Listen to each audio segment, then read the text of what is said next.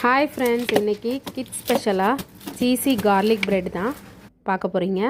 So ரொம்ப இப்போ ரீல்ஸ்லலாம் ட்ரெண்டிங்காக இருக்குது. ஸோ அது எப்படி செய்கிறதுன்னு பார்க்கலாம்.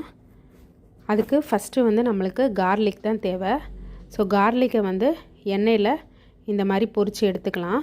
பொரித்து எடுத்த கார்லிக்கை ஒரு பிளேட்டில் மாற்றிட்டு அது கூட கொரியாண்டர் லீவ்ஸு, பட்டரு, பீஸா ஆரிகானோ, பெரி பெரி, சில்லி ஃப்ளாக்ஸ் இது எல்லாத்தையும் நல்லா மிக்ஸ் பண்ணிக்கோங்க.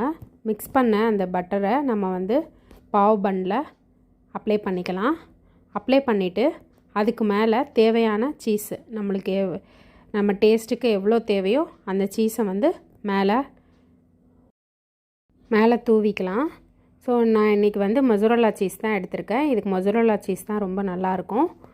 ஸோ துருவின மொசரல்லா சீஸ் மேலே வந்து கொஞ்சமாக ரெட் சில்லி ஃப்ளாக்ஸு, கொஞ்சம் ஆரிகானோ இது சேர்த்துட்டு ஓடிஜியில் நான் 180 டிகிரி செல்சியஸில் அப்பரில் 10 மினிட்ஸ் வச்சுருக்கேன். ஸோ பாருங்கள், சூப்பரான சீஸி கார்லிக் பிரெட் ரெடி ஆகிடுச்சு. இந்த ரெசிபி பிடிச்சிருந்துச்சின்னா என்னோடய வீடியோக்கு லைக் பண்ணிவிட்டு என்னோடய சேனலை சப்ஸ்கிரைப் பண்ணிக்கோங்க. பாய்.